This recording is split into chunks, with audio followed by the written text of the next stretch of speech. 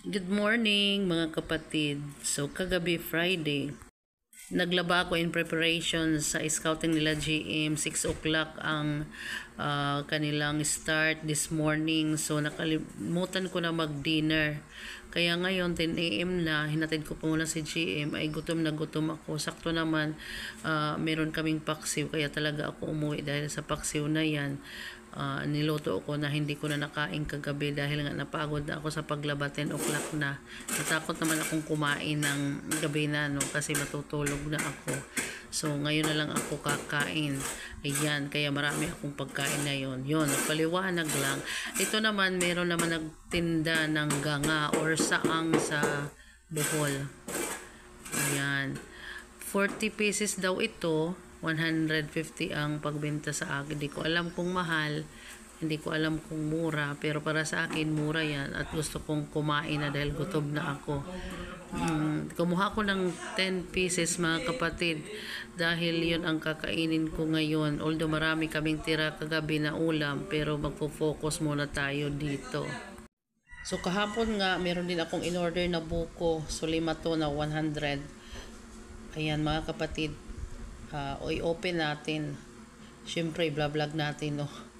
Pero hindi na, nahirapan ako dyan mga kapatid dahil yung pag-open parang wala akong lakas ngayon. Iwan ko, gutom na kasi ako. Kasi pagdating ko sa bahay wala nang kanin. So ito na lang ang kakainin ko na buko. Meron pa naman kanin, konti na lang. Ayan mga kapatid, sayang naman yung sabaw, juice, di ba? Titimpla ko yan mamaya sa aking buko na meat. To kuskusin ko muna siya dyan, tapos ilalagay ko sa bowl, tapos pagkatapos yan, ibabalik ko na yung juice ng buko with sugar at saka milk. Masarap siya mga kapatid.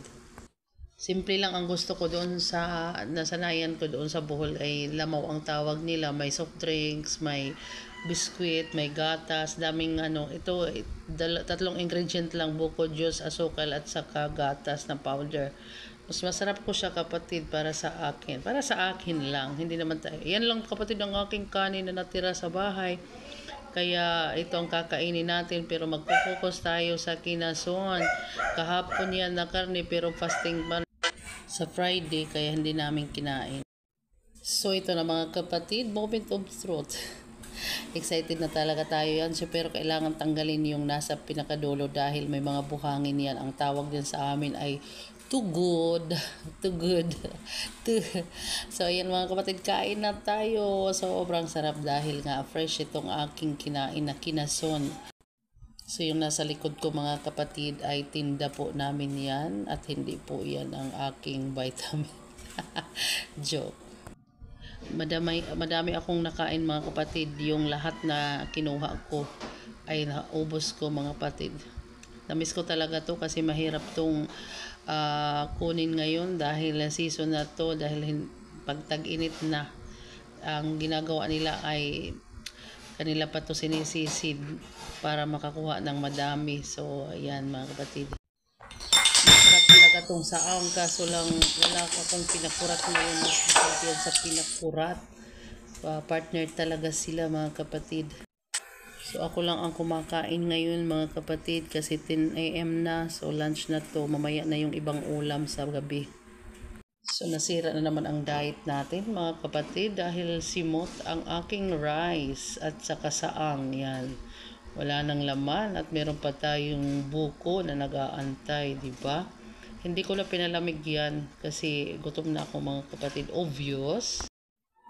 Feeling ko mga kapatid, pag kumakain ako ng buko ay sulit yung day off ko.